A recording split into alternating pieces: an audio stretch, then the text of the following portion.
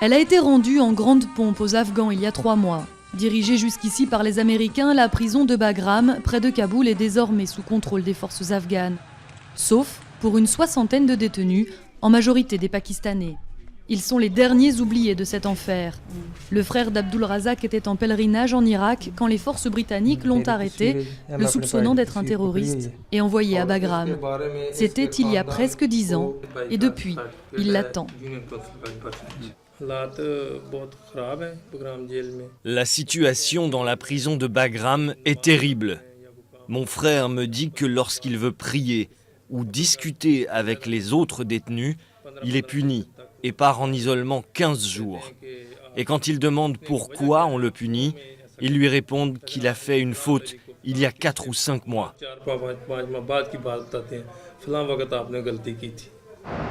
Bagram est souvent comparé à Guantanamo. Dans la prison afghane, comme dans celle de Cuba, les détenus n'ont pas accès à un avocat. Ils ne sont pas formellement accusés d'un crime quelconque et certains croupissent là sans même savoir pourquoi. Un véritable imbroglio juridico-politique qui pourrait encore se compliquer en 2014. Avec le retrait des forces américaines d'Afghanistan, la question du sort de ces hommes est reposée avec encore plus de force. Bagram a déjà été officiellement rendu aux Afghans, mais il y a une prison dans la prison désormais, contrôlée par les forces américaines, qui détiennent ces 60 personnes.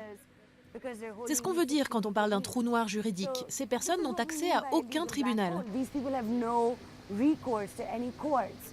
Après un long parcours du combattant administratif, Kamil a pu sortir de cette prison. À 17 ans, il allait voir un médecin de Kandahar quand les Américains l'ont arrêté et enfermé à Bagram. Il a passé 5 ans à expliquer qu'il n'avait rien à faire là. Parfois, il me disait « tu es Al-Qaïda, tu es taliban ». Parfois, il me disait « tu travailles pour la CIA au Pakistan ». Et parfois, il disait même « tu es ici, ne t'en fais pas, tu es innocent ». Ça dépendait de la personne. Les détenus non-afghans de Bagram sont pour le moment toujours considérés comme des ennemis combattants par les États-Unis.